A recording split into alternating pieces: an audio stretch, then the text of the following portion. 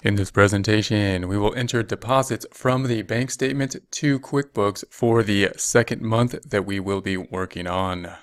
Here, for more accounting information and accounting courses, visit our website at accountinginstruction.info. We are on the second month bank statement, so we have the beginning balance, we have the additions, we have the subtractions, we have the ending balance. Note this number may have changed from the prior presentation, so we did make an adjustment to the beginning balance to make it the proper beginning balance.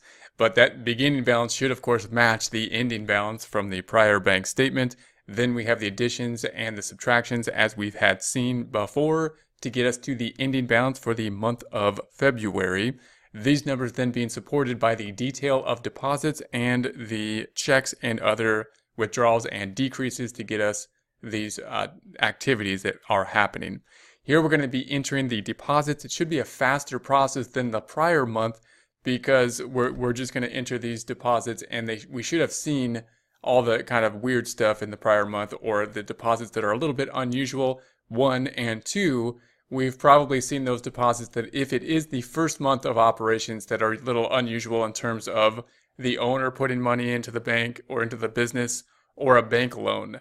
We're less likely to see those types of things happening later on in the business because hopefully the deposits are all from customers later on. The owner's not putting money more into the business but taking money out in terms of withdrawals, and the deposits therefore should hopefully be just from customers, which we can then just categorize as revenue. So that's of course our strategy here. All deposits, we're going to assume revenue unless there's some reason for us not to, such as a large dollar amount or a strange dollar amount that would make us think, maybe this isn't revenue, and go into something else. Here, it looks pretty straightforward that these deposits are around the range of revenue. We don't have any other information in our bank statement. If they were electronic transfers, we might, but our assumption here, as per our agreement with the client, is just to assume all deposits, unless they tell us otherwise, are revenue. And if we have any questions that trigger our attention, we're going to then go in and say, hey, this looks like it may be something else, and ask about it. So we're just going to go through these. We're going to go back to the register. Open windows are open. You can go to the open windows by going to the View tab, Open Windows within QuickBooks here. We are now going to open the register where we do most of our work. We're going to go to the reports. We're going to go to company and financial. We're going to go to banking, and we're going to go to use register. We'll look at the reports later. Use register, checking account, that's the one we want, and okay. Now we're going to enter these as of February. So back to our statement. We're going to go back and forth now. This is February 3rd, 1009.80. So we're going to enter our data. February 3rd, and I should be able to play plus plus. So there's January 3rd. That's not what we want. How about 020319? That's kind of the fastest way that you can enter the data. So you can say 020319, which it'll then format as February 3rd, 2019. No check number. I'm going to put DEP for deposit. I don't know who it's from again because we're just putting all deposits, no matter who the customer is, into just a deposit. I'm just going to leave it blank. And then we're going to say the deposit is 1980, and it's going to go into our income account. And if we select the drop down, our income account is currently called sales, marked by income account here. So we're just going to select that item, and that's it. And that's what we're going to do pretty much all the way through this. We're just going to go one by one. Here's the next item. Right click, highlight, next item. They all look fairly similar, so we're just going to go right through this. 25, this is going to be a deposit.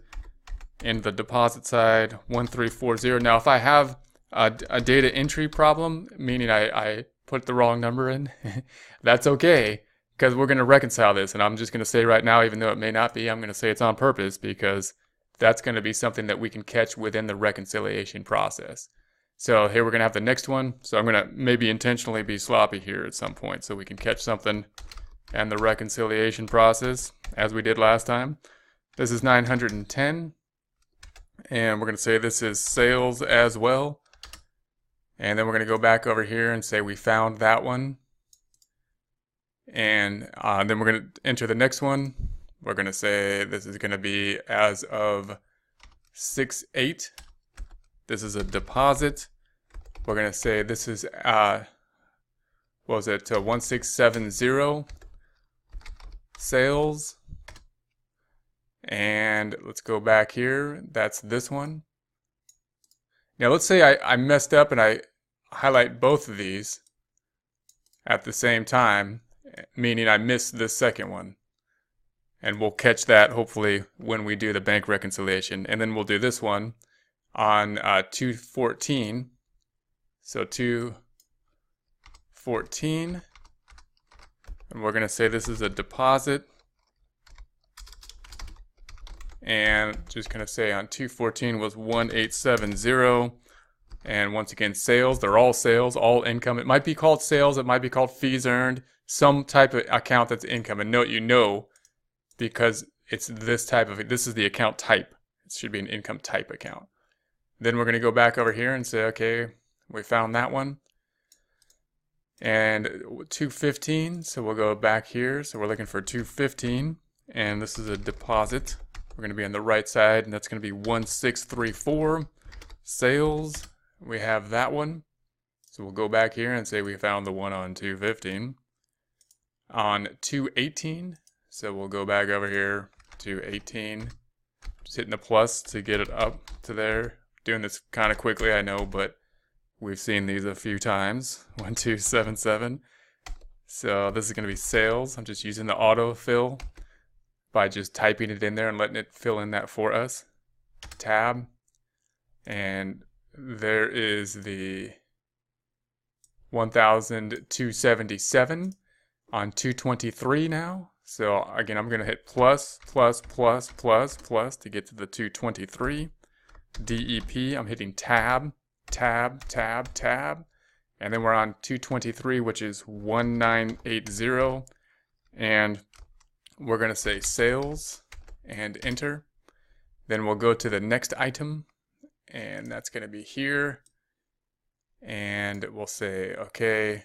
Now I'm going to try to intentionally miskey this one. I might have unintentionally miskeyed some other ones, and that'll give us some good practice. But on 225, we're going to say this is a deposit. And let's say 225, I'm going to say that I miskeyed it as 1300, and it should be 1340.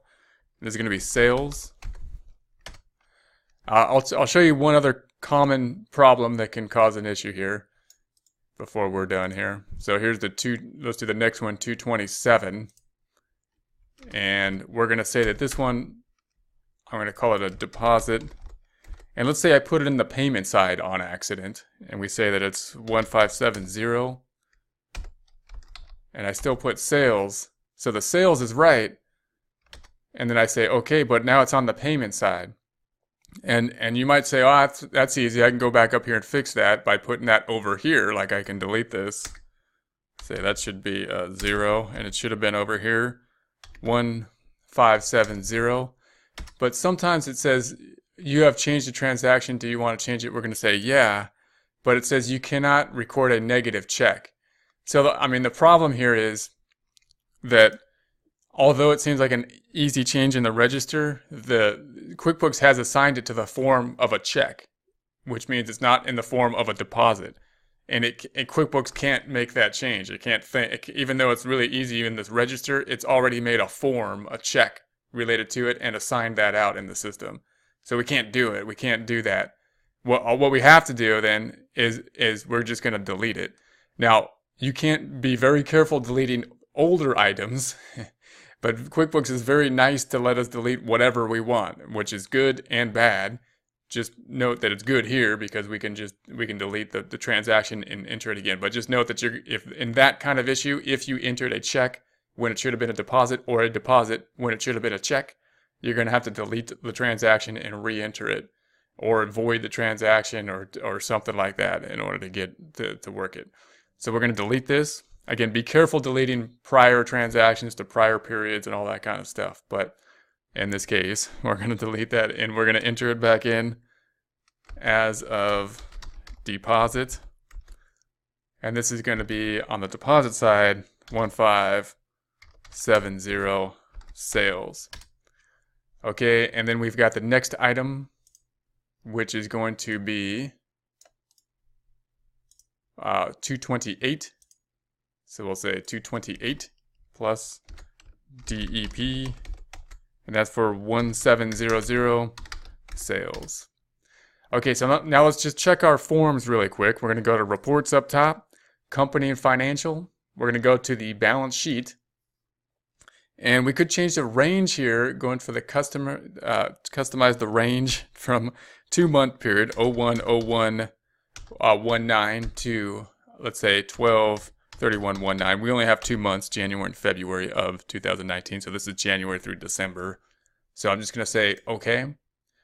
And then here's our information. So if we double click the checking account, we'll see that we have January and then our data for February. If we want to just see the February data here, we could change this date, the beginning date, 02/01/19. And then we'll see just our February data. Everything's pretty straightforward. Everything looked like a sale for us, and that's what the agreement we have. We're just putting all deposits in as a sale unless told otherwise. So that's what we have here.